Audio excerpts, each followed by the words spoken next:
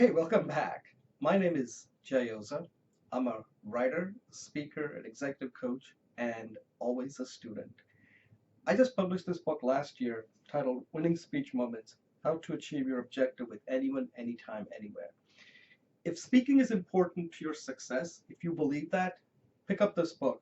Based on the feedback I've gotten, people think this book will help you. Anyway, enough of the book. I want to talk about job interviews today. Specifically, when you're interviewing for a job, should you do a project during the interview process?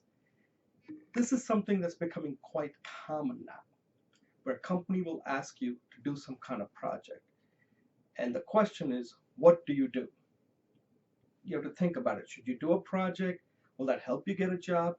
Or if you don't do a project, does that completely take you out of consideration? You have to think about that. So here's what I'm going to help you give some thought to this. I think doing a project is a good idea, provided that the company is going to view that as a short-term consulting gig. Without that, I would not do a project. The reason for that is, if they're looking at a project to see whether you're any good, how do you measure where you want to work for the people who are asking you to do the project? So it should be both ways. They want to find out how good you are, and based on the resume and any kind of portfolio you have wasn't sufficient enough. And I can understand they want to see that before they hire, whether you are really competent. And I have no problem with that, as long as they're willing to pay for it, and also it's well defined, and they're allocating resources to work with you. So because of that, it almost has to turn into a consulting gig, whether it's 1 week, maybe at 1 month. But without that, I just don't think it's a good idea to do a project. Now, a lot of people do it because they think that if I don't do a project, I will not get a job. The jury's out. And the reason I can say that is my daughter did projects for several companies. One, it worked out. The others, they didn't even care. After she did the project, she didn't get any feedback. So it's not that just because you do a project, you're going to get the job.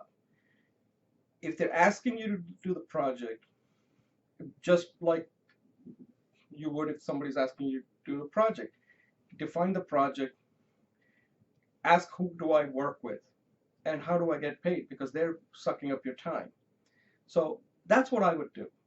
Think about it. This is something that's coming up quite a bit now, and I get this question asked a lot. Should I do a project? And some people get very disappointed when they don't get the job after do the project. And last thing is, you have to find out, how am I going to be measured? Like after the project, what happens? So you don't want to be in a situation where you do the project and they still don't make a decision.